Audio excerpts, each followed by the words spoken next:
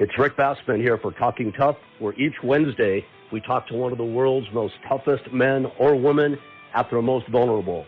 Whether it's a WWE superstar, the leader of the Hells Angels, the Mexican Mafia, a UFC superstar, or the head of the Navy SEALs JSOC team, the most interesting guests, having lived the largest lives, going deep behind the scenes, all the wild and crazy stories they've experienced in their lives and in their career. And then segueing to them facing down their biggest challenges. Did they hit rock bottom? If so, how did it happen? Are they still there? How did they get themselves out of it? What have they learned? It's stuff we all can relate to in our daily lives. Here at Talking Tough, we strive to be equal parts entertainment and inspiration. Please join us every Wednesday for Talking Tough at YouTube or at Launchpad One. Hey everybody, Rick Bassman here for another episode of Talking Tough, the newly revamped Talking Tough. It's only the 5th episode, I think, since the relaunch. If you remember, of course, my co-hosts were Boss Rutan and Butterbean and Flex Wheeler, absolute icons from the bodybuilding, pro wrestling, mixed martial arts world, or boxing world. All still dear friends. They've all popped in on the new revamped podcast. But I like doing these things one-on-one. Now, sounds kind of dumb because I was with famous people, and I'm not a famous person. And we were up to a couple 100,000 downloads per episode, which is pretty extraordinary. But that audience is still there with us, with me. I like to say us, though, because I have an amazing producer, John Pozorowski from the Two-Man Power Trip, my YouTube guru, Devin Hannibal Nicholson from the Hannibal TV. And we're rocking and rolling with this thing, and always out there looking for interesting guests who have stories to tell, guests who have lived some real life. And kind of counterintuitively, I really stay away from mixed martial arts and pro wrestling. That'd be the obvious place to go. Every now and then, it just makes sense to like dip back into that world that I know so well, and where I have so many friends, and bring a guest on who has lived life, been to the top, been to the bottom, has a lot of renown, not only for being a famous, like on screen or in front of camera performer, but who has a real story to tell and real experience to share. I'm happy tonight to have a friend with me. Some might say in the olden days, maybe in a couple steps removed, we were kind of rivals. When I had my UPW, Ultimate Pro Wrestling promotion, there were 3 what we call developmental territories for WWE, then WWF. And while we were all supposed to be friends and getting along, there was definitely competition amongst us. And those are the days where my infamous war with my beloved Jim Cornette started, who was the head of OVW at that time. Another man since has taken it over, took it over many years ago, and has brought it to new heights, new levels of respect, new levels of success. I'm going to have this guy on tonight. I'm really happy about it because beyond where he is now in the pro wrestling world, including a major hit show on Netflix, my God, that it just doesn't get bigger than that or better than that. This guy also is a good dude. He's a solid human being who shoots from the hip.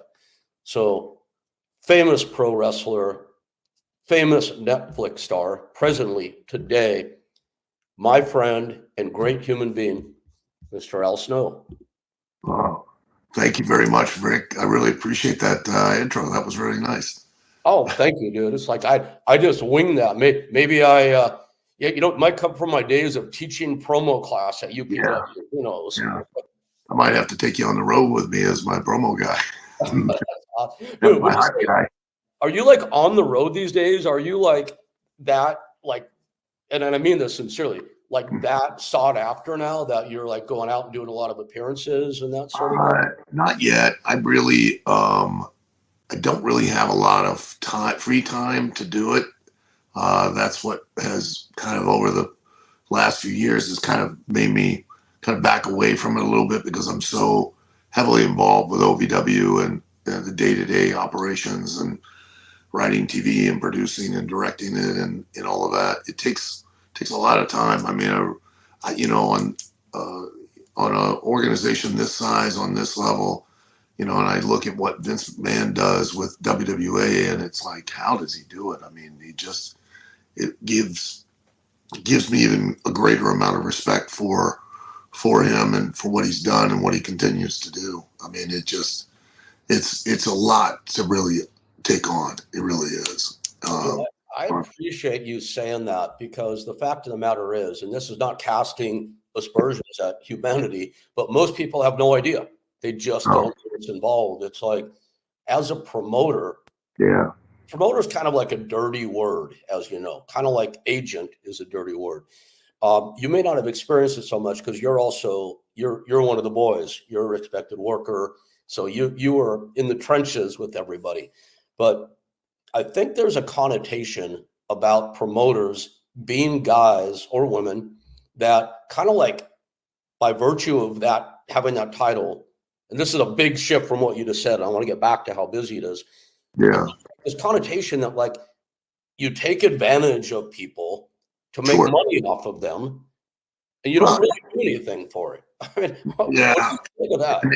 Yeah. That, I think, that mindset's always been there. I know it was even more prevalent back when I first broke in in the territory days of it was very much us versus them, the boys versus the office. And to be fair, there were promoters out there and their objective was to try to get you to do the most, to pay you the least. Sure. And to be fair, there were a lot of the boys that were trying to do the least and get paid the most, and so you've always you used to have that, and like I said, it was a lot more prevalent, back in the day. Oh, they're the office, and then there was this line that was drawn in the sand between the office and the boys, and the two never really crossed. I think that's kind of faded a little bit. It's not so much like it used to be back in the day, and I got to be honest. Like now, I do understand. Like the promoter does a lot more than just capitalize on what you do. I mean, they literally without you need them as much as they need you because they make the platform. They're providing the platform. Absolutely. Yes. That allows you to sell your product, which is you, and then giving you an opportunity to make yourself a star so that then the two of you can exploit that you've created, and then you both make money. The promoter, of course, rightfully so, because he's put the upfront investment in and risked a whole lot more financially than you did. He gets a bigger share of the money, but he also has to pay a bigger share of the bills. You pretty much just have to take care of you. He's got to take care of the platform and everybody that is making that platform operate, so that you have a place to sell your merchandise or sell your product, which is you. Yeah. And without either one of you, it doesn't work. So that is so well explained, man. That was brilliant. You must. There's probably not many people on the planet right now that have that dual perspective as much so, if not more so, than you. So I appreciate that. Are there old school guys out there still, guys that came up back in the day? When I had my UPW development territory, I had I had John Cena and I had The Miz and I had Victoria before they moved over to OVW. And I give it up for OVW. You guys were the finishing school. I was the starting school, and that's fine. No ego there at all. My experience by and large back in those days is there was still that line drawn amongst people who might be predisposed to think that way. There were plenty of appreciative people. Like the Miz was gold from day one. He understood, my contribution, my wife's contribution. And I bring it up because I was watching the wrestlers on Netflix. And I see you and your wife in the same room. And I see her talking about Oh my God. Yeah. I mean, I'm paraphrasing, of course, but Yeah. it's been so hard, and this is happening, that's happening. And I think back to my wife when we're in our 2-bedroom apartment. Uh-huh. It's better than a lot of people have, but it's still a 2-bedroom apartment.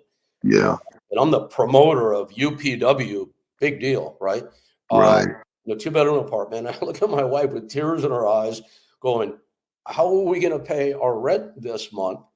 Because I needed to pay the rent on the training facility first. Right. And there were plenty of people that felt like I was still trying to take advantage of them. Maybe it's a defect in my personality. I don't know. But do you feel like that is gone these days, or more so than before? It's the same. I realize and I have accepted the situation in regards to the relationship that I have with the talent.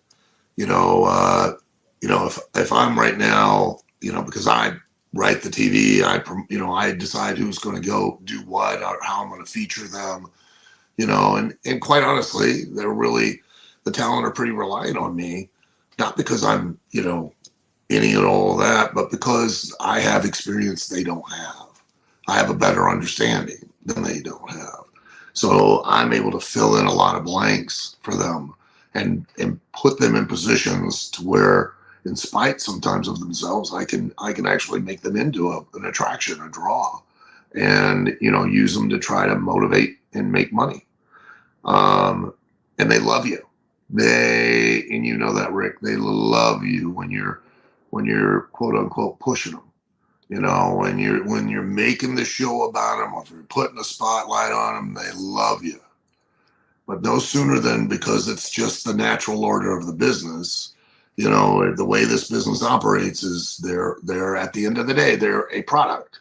There's a shelf life, and it's something you have to.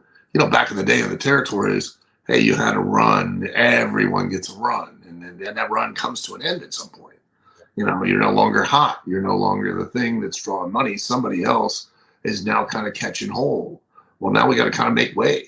So now, you're going to have to return the favor that was given to you on the way up. Now I need you to take a step back, so that at some point, and you got to give that favor to the next guy so that he can now stand center stage. Mhm. And, that doesn't mean you're not going to get another opportunity, but you have to step away. You gotta step down or step back and not be in the spotlight, and then they don't like you so much anymore. You know what I mean? You're not so popular. I A lot of in the locker room of, he's holding me back. I don't understand why he's not doing this with me, because they've got a vision, they've got an idea in their heads, and and you're not putting them front and center. Well, Yes. now you're the worst guy in the world. You're the biggest dick on the planet. Where just a month ago we were like this. And you just have to know it and understand it and expect that it's going to be like that. I Would mean, would just would you say that you've almost like developed a cynicism toward it, healthy cynicism, oh or yeah, yeah. I call myself now in life, I'm a cynical optimist. I So, always call myself an optimistic pessimist. That's oh interesting. yeah, I'm Okay. not very pessimistic, but I'm very cynically Oh, no, sorry, optimistic. optimistic realist. That's what I Yeah, meant. I'm sorry. yeah. Well, that's kind of, yeah. I'm very cynically optimistic. Okay, fair enough. You're talking about these guys, and like I said, man, Al and I, for those who are watching, hopefully lots and lots of you, we talked for a couple minutes before we went live here. Mhm. No prep at all, just basically saying, Al, I don't know what we're gonna do. Let's see where it Yeah, goes. So I didn't really have in my mind to talk too much about the relationship between the boys and the girls now, yeah, yeah. promoters, but it's an interesting subject, and I think Sure. fans, I hope, are interested in that. I think it gives people an insight into how the business really operates. What you have to deal with. You Yes, know. absolutely. So the what you're talking about, in a couple of minutes ago, you said they love you. I think you did the air quotes, when things are going well for them. But Sure. you and I, we're veterans, and we've been around, and we're not dumb guys. I think Right. I think we can tell. I know we can tell when we're being worked. Oh yeah, And someone's treating us like they love us because they're in that spot. sure.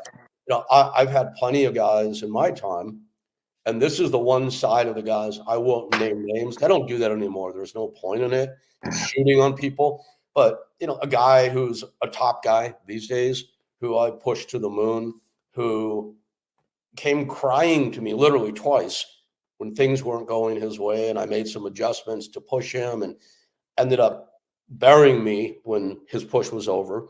Sure, yeah. I've had also guys whose names I will name. Uh-huh. Paul London is probably like my best example. Paul's a quirky dude. We all know Paul. Sure. But Paul was a guy that I absolutely ignored when he came to UPW. Did it on Yeah. his own dime. I did nothing for the guy.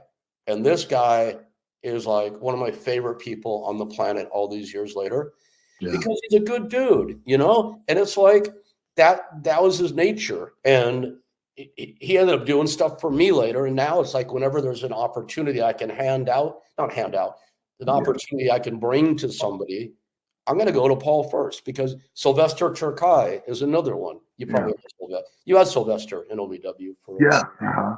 they're Yeah. just like heart and soul. They're good people. And it's like you want to do for them. I don't really have a question in this other than, is it pretty simple for you to see who's being genuine and who's Oh, being yeah. disingenuous? Oh yeah. And that's okay. I don't, it doesn't bother me. I don't take it personally. I understand. I know how this business works, and I know why the talent operate the way they do. Some being disingenuous, and some of them are being genuine at the moment, and then of course, when it no longer fits their narrative or their purpose, Yes. well, now they get resentful, and that I tell a lot of people who want to get into the wrestling business, like on this side of things, on the promoter side of things. I go, listen, you must understand. Number one, the wrestling business is just like every other business. I mean, you literally, you're going to market your product. You're going to try to build a customer base or fan base to buy your product. You know what I mean? You're going to try to create an experience with the product that then lends itself to, motivate that customer base to want to re-experience your product on a regular basis. That's no different than any other business. But here's where it diverges. You get a Jimmy John's franchise. Well, you're going to do the same thing I do with OVW.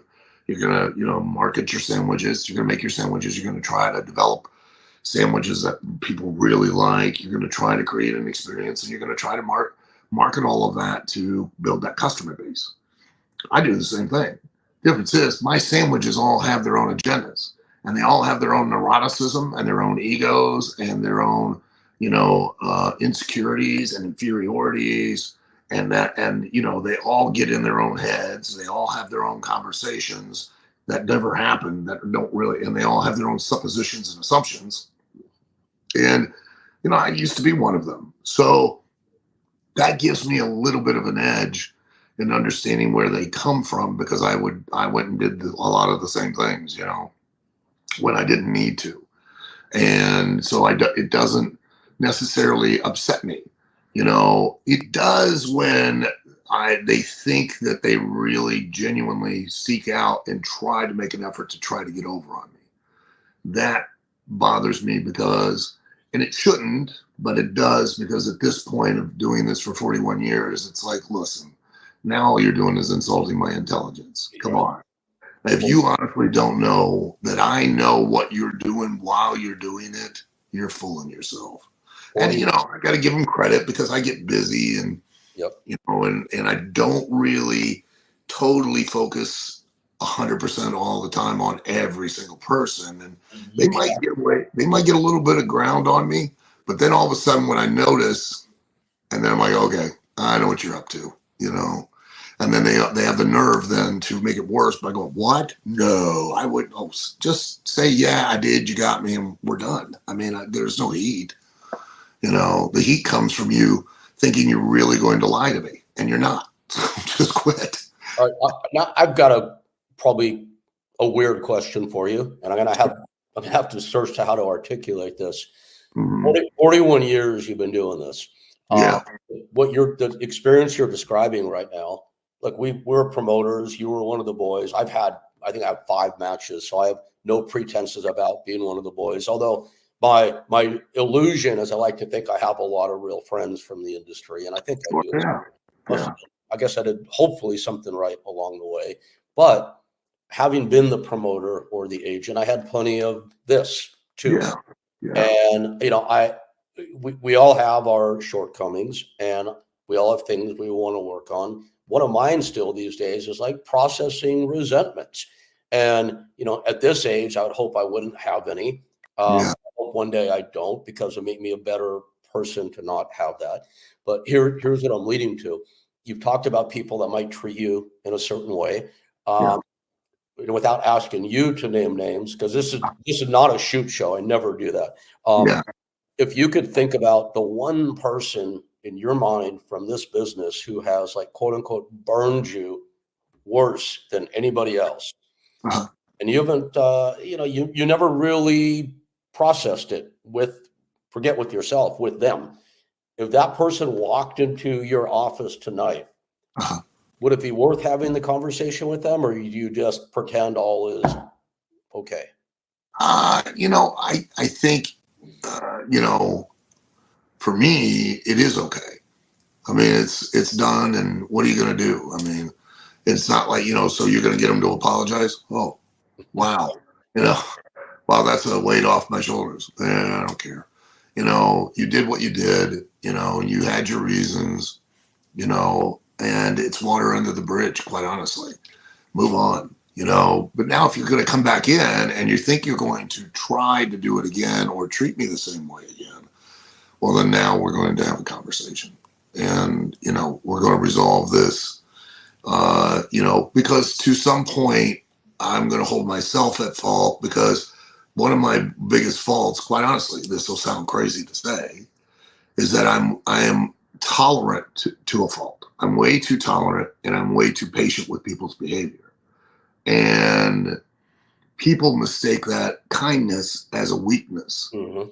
And I tell people all the time, look, that is the biggest thing you can mistake, is because if you push past that point of tolerance and patience, the one thing you're going to walk away from is not thinking that I'm kind, and I'm not saying that as a threat or whatever, because it's, I abhor, physical violence. I'm not that I wouldn't do it, but in the right situation, but I can become incredibly, condescending and snarky and smartassy, and I can emotionally tear people up verbally, you I've know. never seen that in you before. And interesting. Okay, go ahead. Sorry. Yeah, well, that's a negative part of my personality. So, I could do it.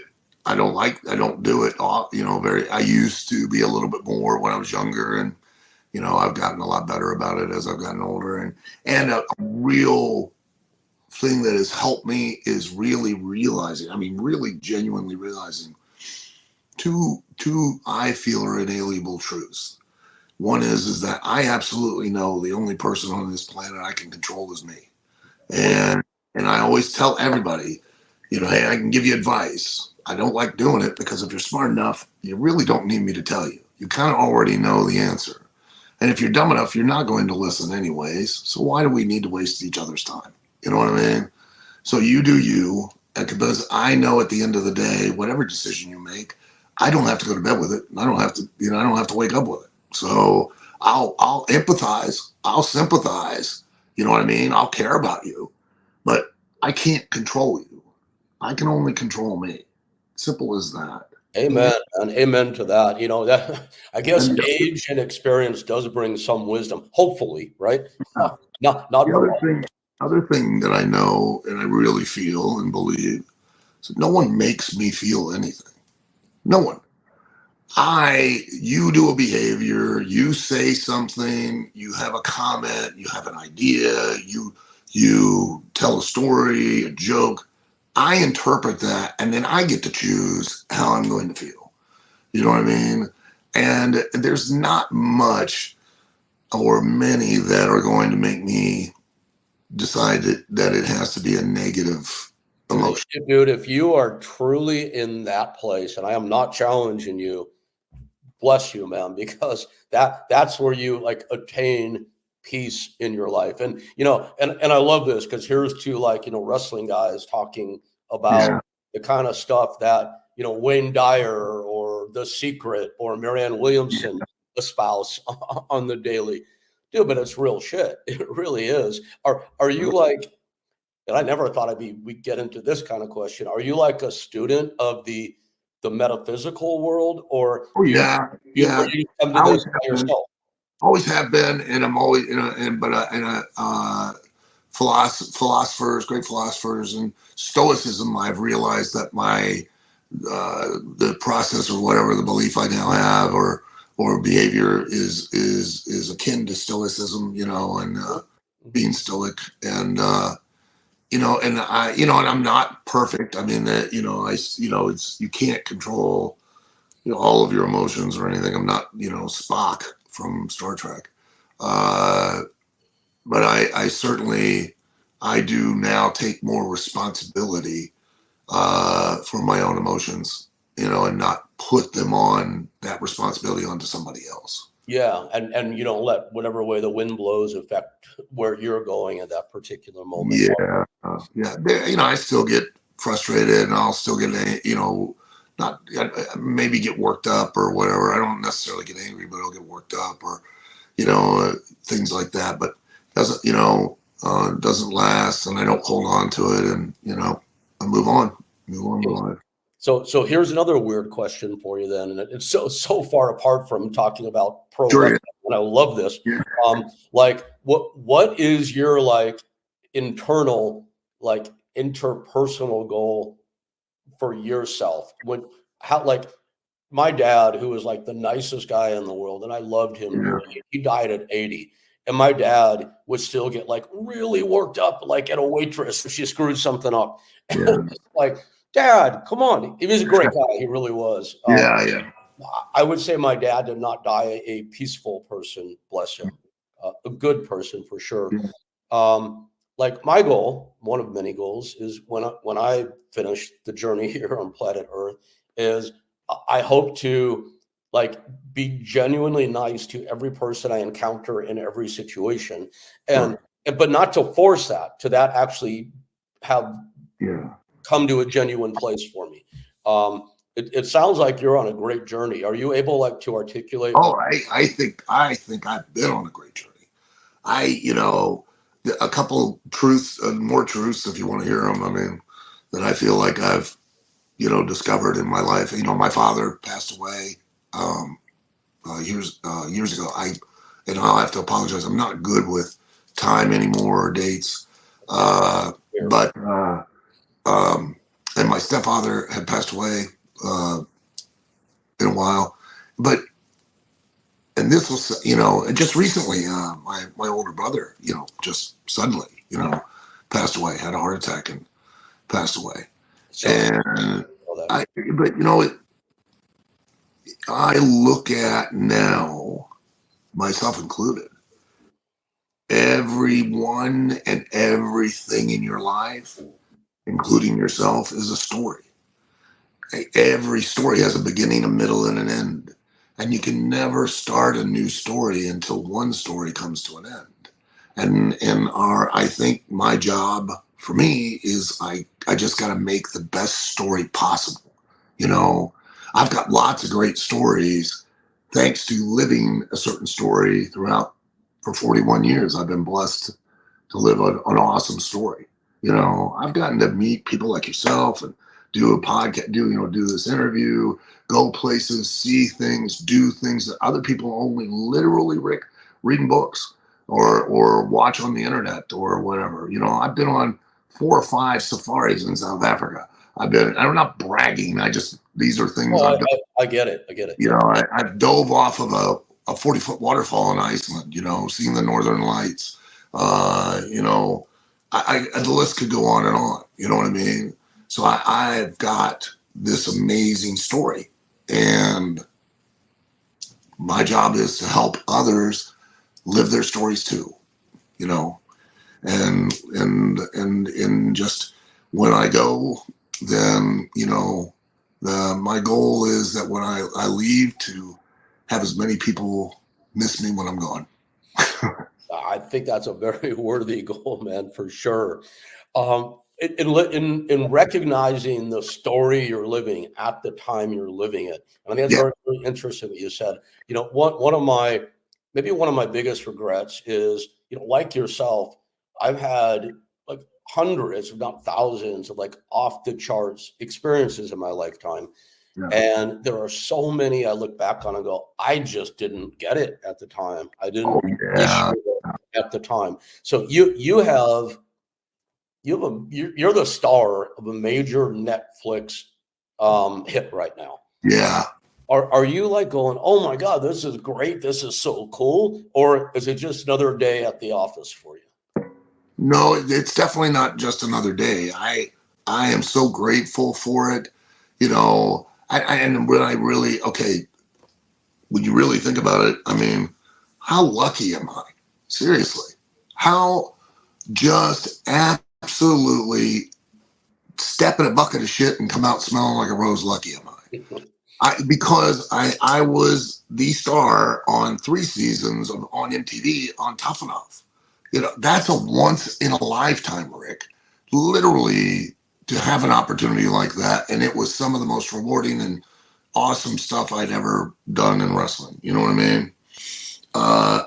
And then out of nowhere, you get yet another chance to be featured in something somewhat similar, you know, and I mean, just I'm blown away. I mean, I am so absolutely blessed and grateful and thankful, and in all of the positive feedback. I mean, I was terrified that that one possibility was that nobody would talk about it, because poor Danny Cage and the Monster Factory, they did a docu-series or whatever that aired on Apple Plus TV.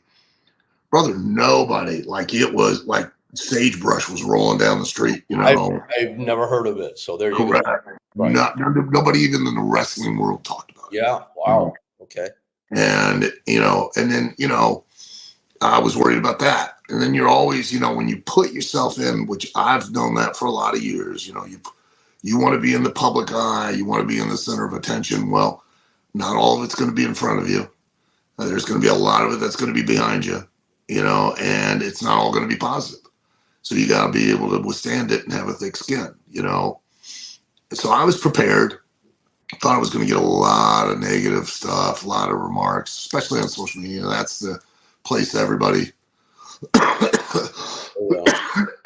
feels really confident to, because it gives them an outlet to voice, their feelings and their opinions, which always are pretty naturally negative. Mm-hmm. But it gives them a bit of anonymity, so they can speak really from how they feel, without feeling, because they have no repercussions, they can make any comment, any remark, any accusations, whatever they want, and they're going to get away scot-free. But surprisingly, everything on the show, social media wise, everything has been completely positive. I mean, 99.9% positive, and it's just blown me away. I'm so grateful for it, and having an incredible, talented director producer like Greg Whiteley, who did Last Chance U and Cheer, and he and all of his crew, that they all made. They didn't just make OVW or me or the wrestlers. They made the wrestling business. They treated it with real respect, and they showed just how passionate everyone is that's in this profession, They have done a good job of that, and I was absolutely going to comment on that. And it's really good to see. It's not an expose. I think those days hopefully are long behind us anyway. But yeah, I really thought that it treated or treats the business with the respect that that it deserves. There are two questions I want to ask off of this. Yeah. The first is, you're very candid, as are the other people on screen, about talking about and addressing the challenges that face you in the OVW business. At least Sure. at the time you were in production. Like Yeah. if you don't have a sold out house in the final show, you might have to fold the money that's being lost, so on and so forth. You guys are really candid about that, which I appreciated. How much, if at all, has this show affected the condition of the OVW business? Oh, we've because we do live television every Thursday night, and it's not like we have a huge building anyways. I mean, we only see about 400 people, but we were doing better. Business was picking up, and we were doing sellouts here and there along the way, but we've literally for the last 8 weeks have sold out every television Wow, great. podcast. You could And attribute that to a degree, at least, to the Netflix show. oh, absolutely, yeah. Good. Netflix show has given us an incredible boost in not only awareness but relevancy. Okay. And we had a pay-per-view in October, and 3 weeks prior to the pay-per-view, we'd already sold the live attendance out for that. Wow. We have a television special that's going to be on Thanksgiving week. It's not a pay-per-view, but it'll have marquee type matches, and that we're already practically almost sold out of that. So, live attendance wise, it's really dramatically done that. It's brought another investor who not only has some capital to reinvigorate the company, but also has a lot of business acumen and tools and connections that can help us really scale up OVW to another level. So when you talk about scaling up to another level, what are some of the big business goals for the next year or 2 or 5? Securing it. At some point, I'd love to secure a television deal of some sort. That we can, be able to monetize our television show. That really is the name of the game. Is to try to monetize it as much and then reach a larger audience. And once I feel like we have an audience that's aware of us, I really feel confident that we can, drive ratings, and we can drive all of the other components of the of the business through that television. Because like Vince Russo and I always have this, debate. But even though he's kind of quietly acquiesced, even though he doesn't want to give it up, he doesn't want to stop the argument. Right. And that is that he's always like, it's a wrestling show, is a TV show. And I'm like, no, it's not. Never has been, never will be.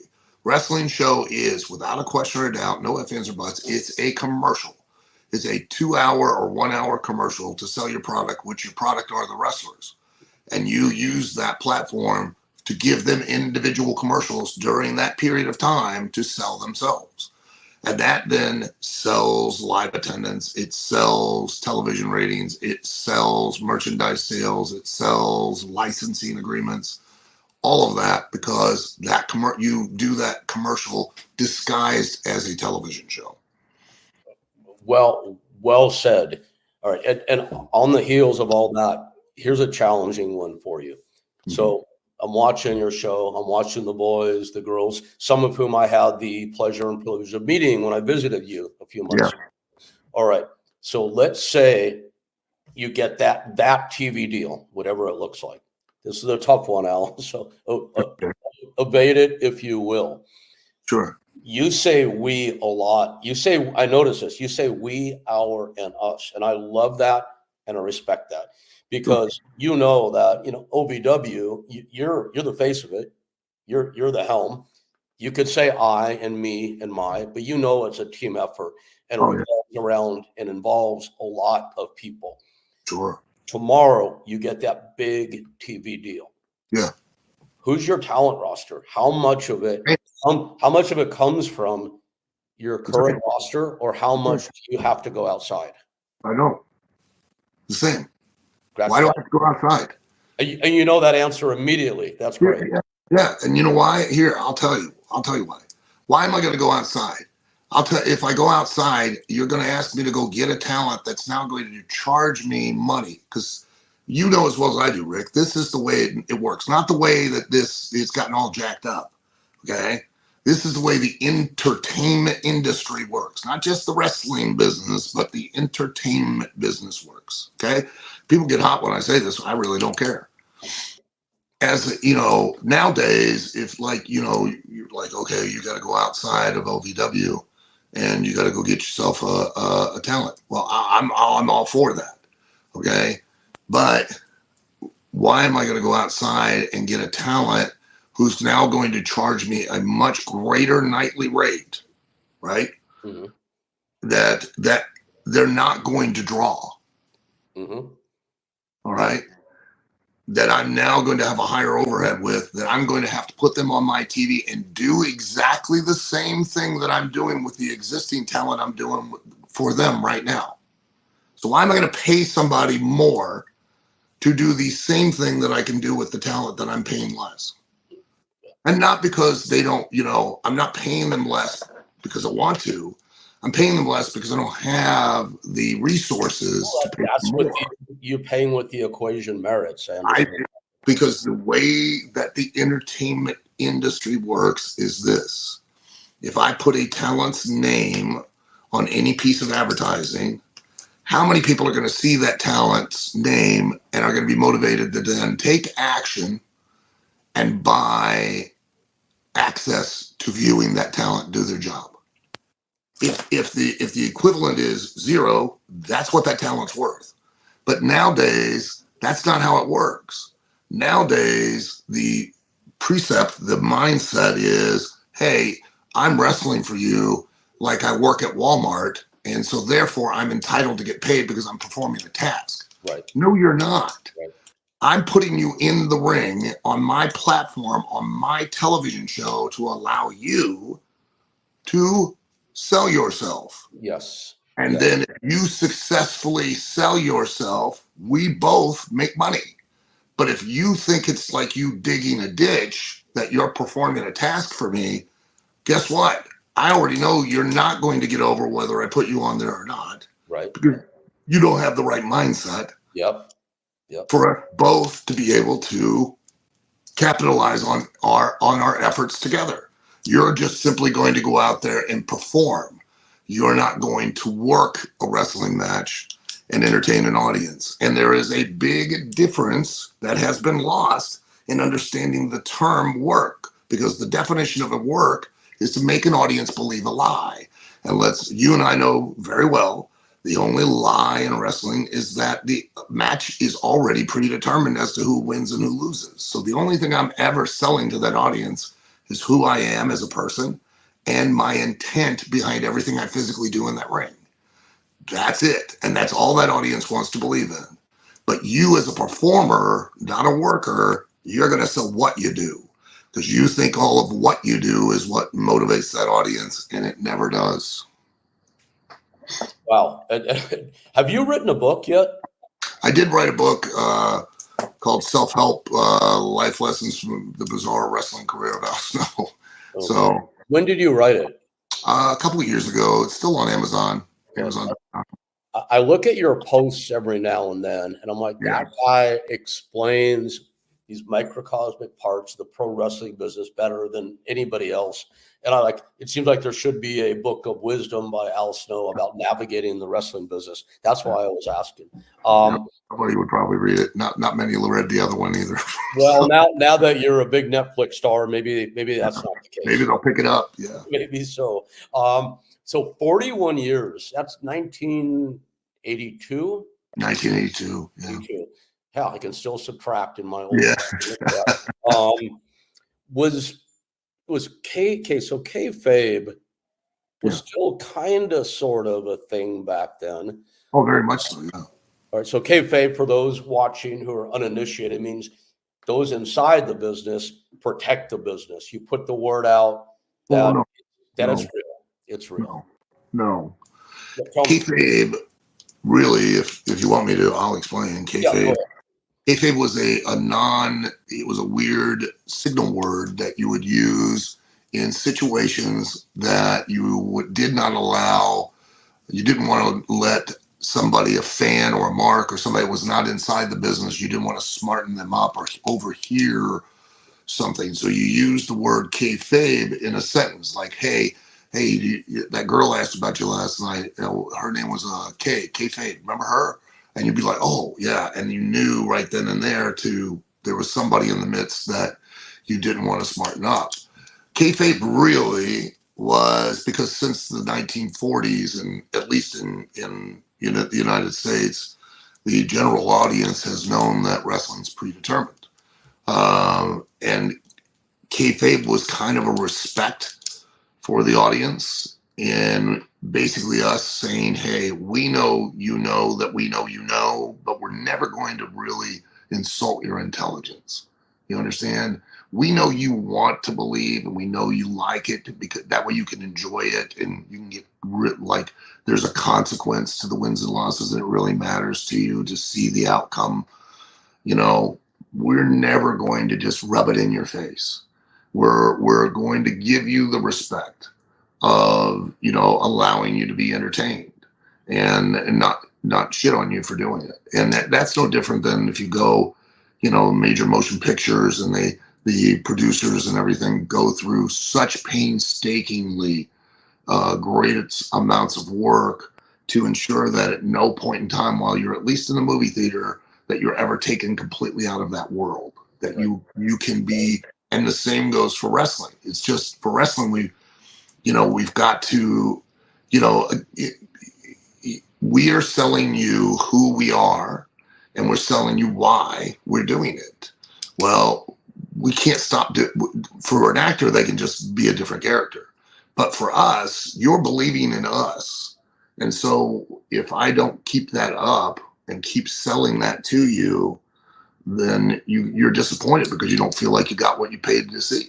For sure. And of course I get all that, but what you're doing, and this is I'm on your side, by the way. Yeah. What you're doing on Netflix is you're explaining to people exactly what you're telling me right now. Where in the olden days, whenever that would all be You hidden wouldn't away. have done it, yeah. And that was it. I was very reticent. I got to be honest. I was very reticent about doing the Netflix thing, but I trusted Greg that For that reason, primarily. for that reason. And here's why. And I always use this analogy because I think it's the best analogy. There's so much of your life, right, that is like, it's like the movie The Wizard of Oz. Okay. Life is black and white, and there's no magic to it anymore. As an adult, we lose all of that. That's why I love children, because when they're young, everything's possible. It's all magic. So once Dorothy goes to Oz, well, then the world becomes all colorful because it's all full of magic until the end, where you pull back the curtain. Right. And there's a little old man pushing buttons, twisting dials, pulling chains, and now it goes back to black and white. So I didn't want, and I kind of had that conversation a little bit. And I said, listen, I know I've got to commit. All of us do. And I really was proud of all the staff and all the talent and all the employees, that everybody committed that we weren't going to be half pregnant. We either all open it all the way up or we don't. And everybody did. Even their personal lives, everyone, just as a comment, everyone seems very comfortable with that as well. That's what I've gotten by watching. Yeah.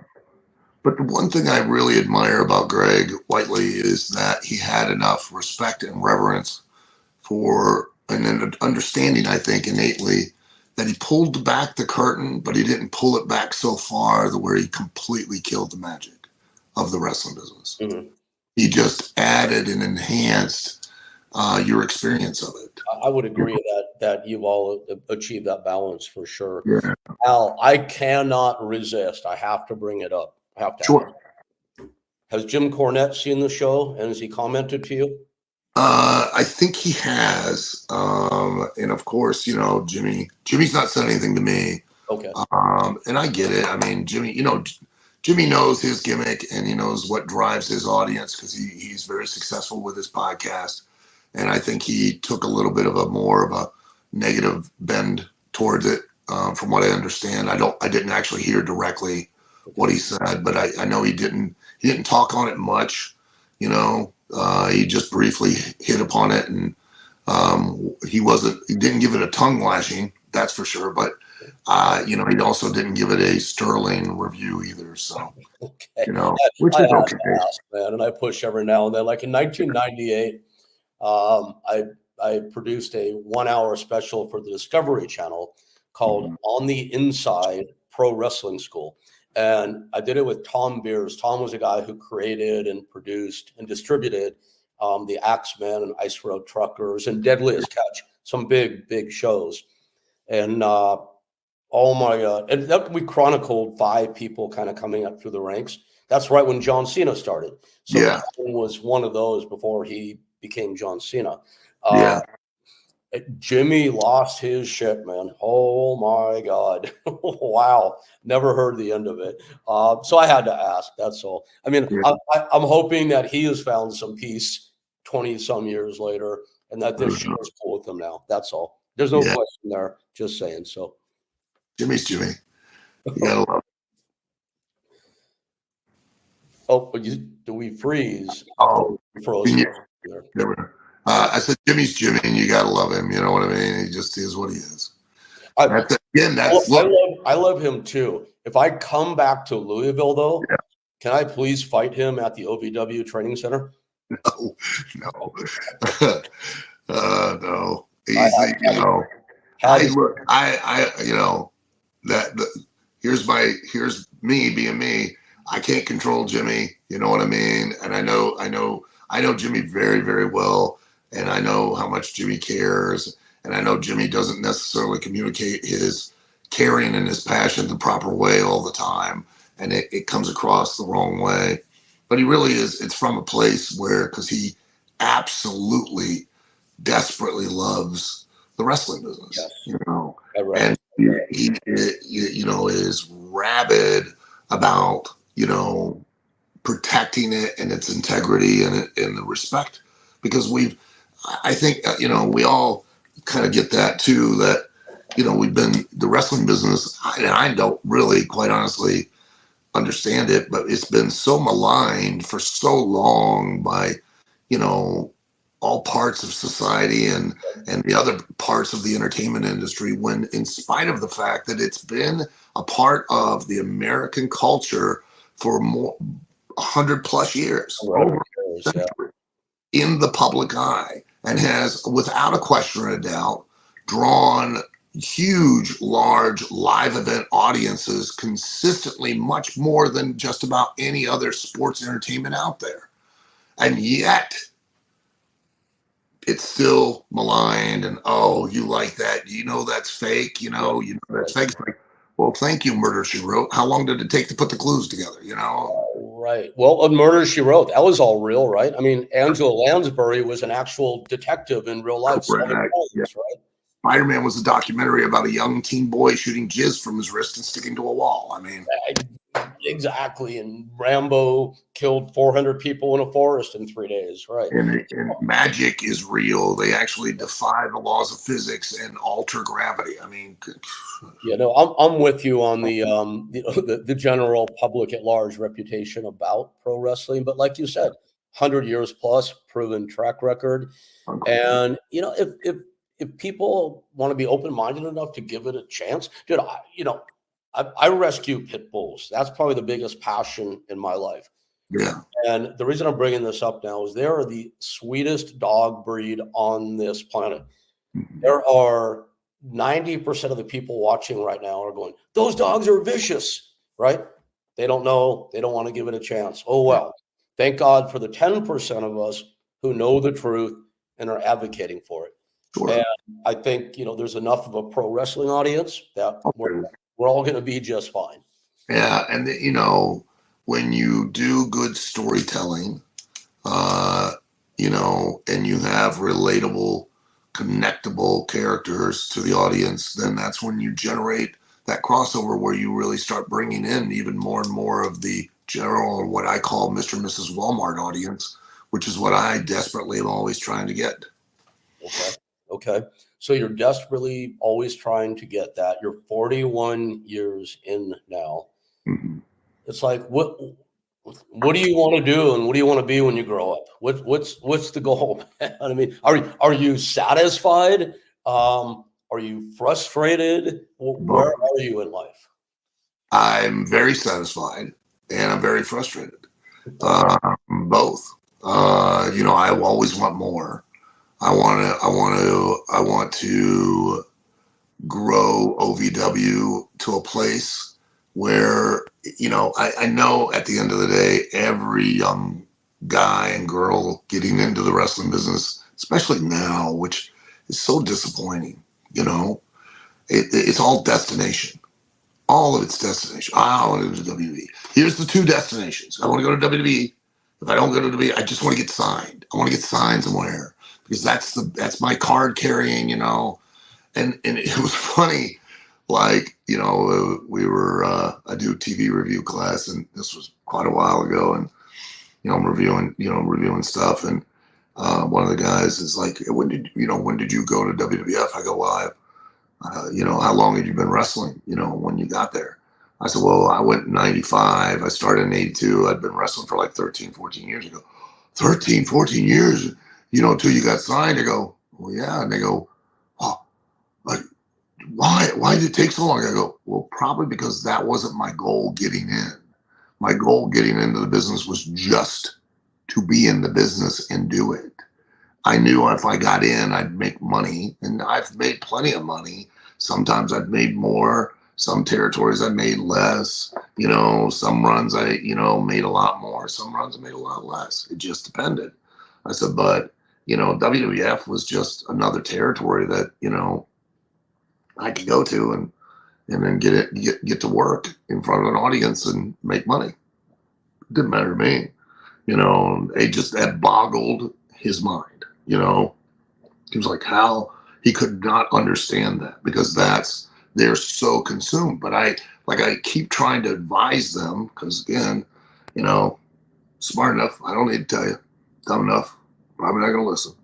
But I still advise them, and I go, with that attitude of the destination, I promise you get there, you're not going to be happy. I said, I can call any one of my kids that are there right now. I said, no, we'll be on the phone for 2 hours. And you know what that phone call will consist of? Them bitching constantly. Mm-hmm. I said, for two reasons. One, we as wrestlers, that we are notorious because we will bitch about everything. You could pay a professional wrestler $1 million a year and have them work one night. You know this is a fact, Rick. Mm-hmm. One night a year, and they will find something to bitch about.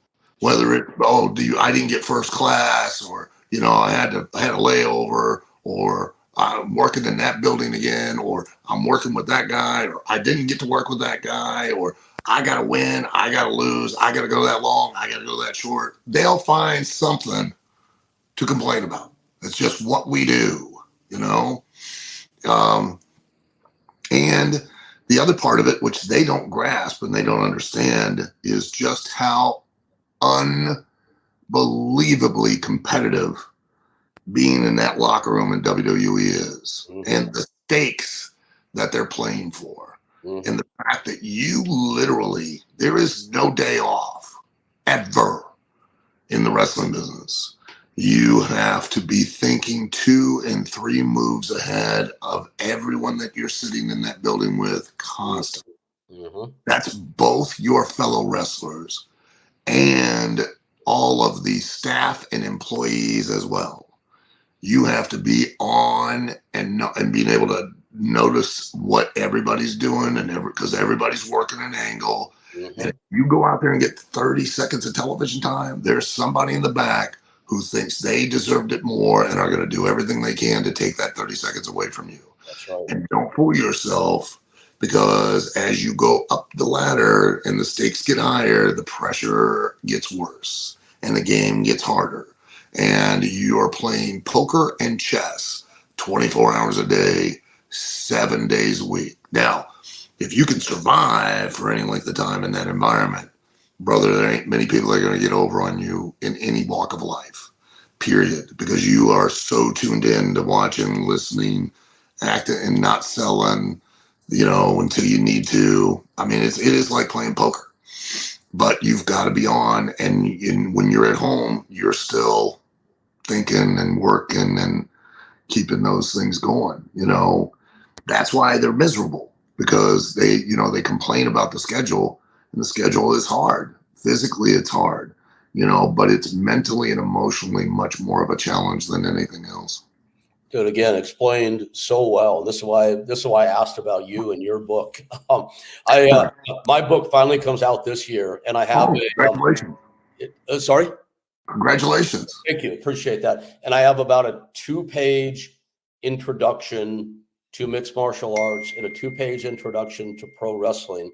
Yeah. And I don't talk about the business. I talk about the individual and how that person has to be as a person, what their experience is like. And that said, I want to send it to you now just to look at offline, because it so mirrors everything you just said, man. It's not an easy job, that's for sure. Oh God, no. It's probably one of the hardest things you can do. It really is. And I tell that to a lot. I told it to another young guy. He was like, "Oh, all I want to do is wrestle for a living. You can do it right now. Right now, you could wrestle for a living." I said, "But you don't want to." He goes, "Why do you say that?" I said, "Because you love your job." He goes, "How can you say that? I don't love my job. I hate my job." I go, "No, you don't." He goes, how can you say that?" I go, "Because you haven't quit." I said, "That's why that you love your job." And he goes, "Well, I don't love it." I go, "Yeah, you do." Yeah. He goes, "What do you mean?" I go, "Here's the difference. Okay. You go to work and you are an employee. You have made an agreement with wherever you work that you're going to be there. And for each hour you're there, you're going to get paid a certain rate per hour. That's the only agreement you have. You're going to perform a task, whatever task they assign. And that during those hours that you're there, you're going to get paid this per hour." I said, "You show up tomorrow and you're like, you know what? I really don't feel like putting 100% in. I'm going to just glide through the day and I'm going to put about 45% effort in." Mm-hmm. You expect and are entitled to get 100% of your money. Right. I go, "Aren't you?" And he goes, "Yeah." I go, "Here, if you're in the wrestling business, you have to put in 100% every single day. And guess what? You are not entitled to get 100% of that money. Sometimes it might take numerous days of you putting in 100% and not getting a return, until all of a sudden now you start getting that return down the road." And I said, "That a lot of people don't like doing." I said, "So don't fool yourself." It takes a special individual. I'm sure people out there watching this right now are saying, "Sign me up for that," right? Right. Oh my God. Yeah. So here's a fan question. People watching your show now on Netflix, watching wrestlers, Yeah. understanding the goal is OVW is going to continue to grow. You'll get the big Right. TV platform. Your stars will be your stars. Prior to that happening, is there anybody we're watching on wrestlers right now that is the next big thing for WWE? Oh, potentially, yeah. There's quite a few there that could be. And there are some that are very young, and are just at the beginning of their career. There's a couple that are longer in the tooth, that have been doing this for a while on the indie scene. But as well as I do.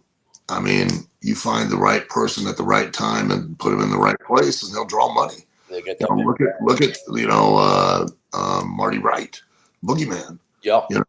He was 40 years old when he came to Tough Enough, and got us. He got hired. Our good friend, our good mutual friend, Dallas Page, 36. Dallas Page started late. Became a major draw. Became a star. So there is no rule as far as that totally 100% disqualifies a person. If they think that putting you in with the right other person can do business and can draw them money, you are going to get that opportunity to do it. Yeah, and you never do know. It's like back when I had my school at UPW, Ultimate University was the name of the school. We had literally over 1,000 people through that school over the years, which Yeah. compared to OVW is probably a small number. He probably had a lot more. We had a guy named Sean Ricker come through. Yeah.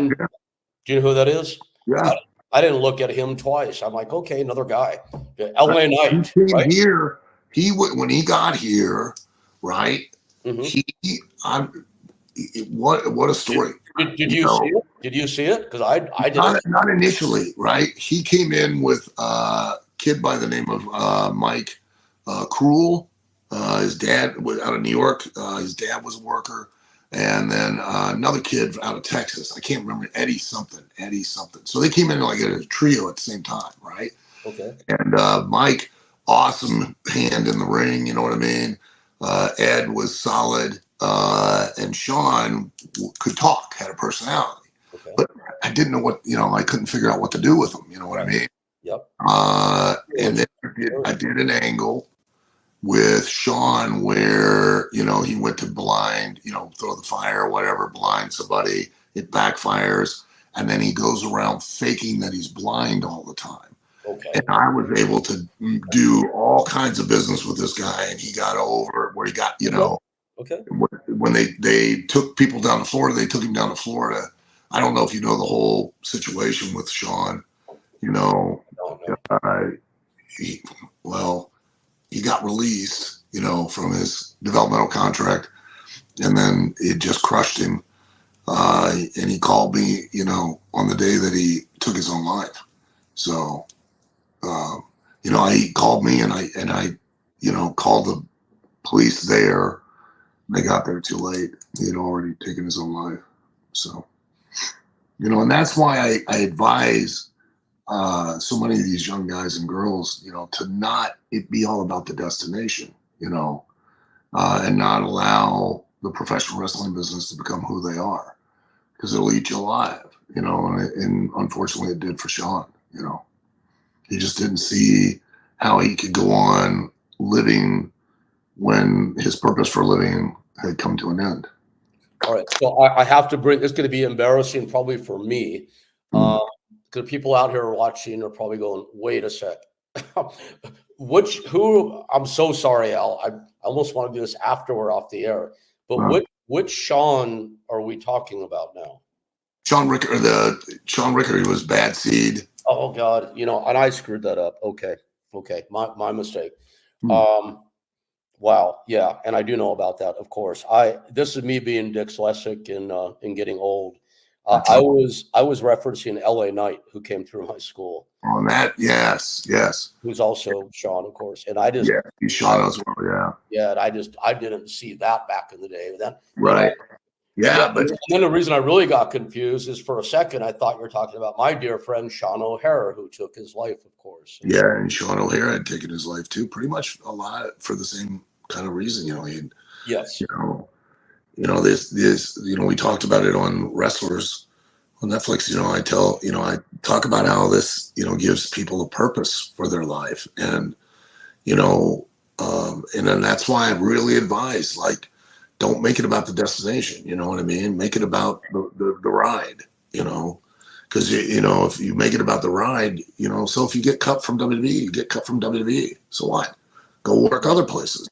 And then you might go back, and like when Cody, I trained Cody Rhodes, and when Cody wanted to quit, and I made a quote about, well, good for him, he quit on his own terms, and everybody's like up in arms, like, how could you say that?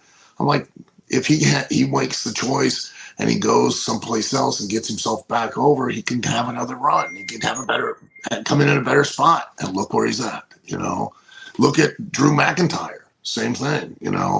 Sometimes it's a blessing to be removed and then given an opportunity and freedom to reinvent yourself and come back and put yourself in a better spot. Well, it adds perspective to the game of life. That is for sure.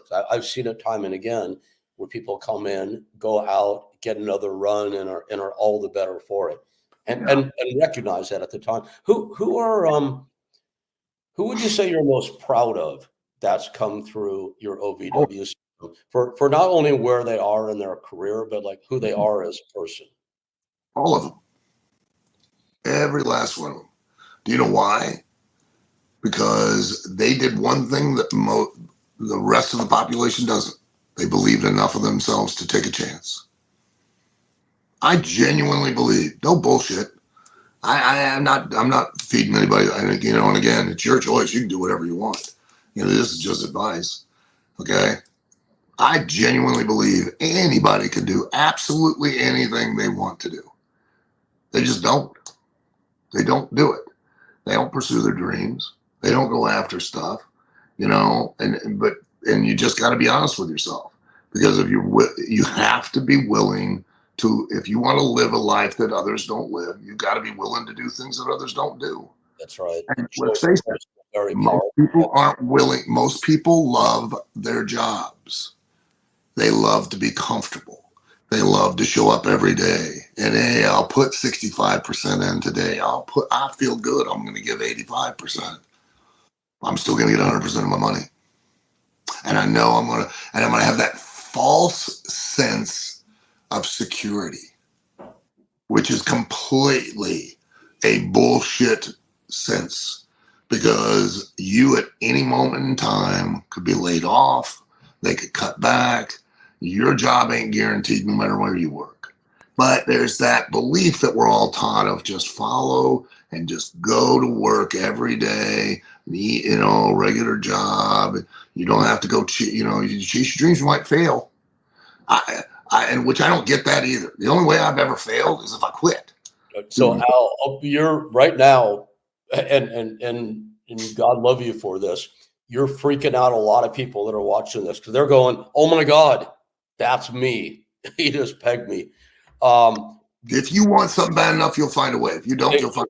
What do you tell that person who had this like woke this moment where they woke up and go, "Oh my God, yeah, that's me.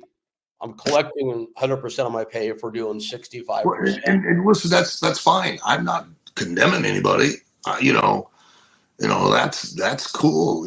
I don't care. That's your choice, man. You live your life. That's fine. But I'm just telling you, if you wanted to go do something else, you could. And I can't do it because I'm at this point in my life. Yeah, you could. You just don't.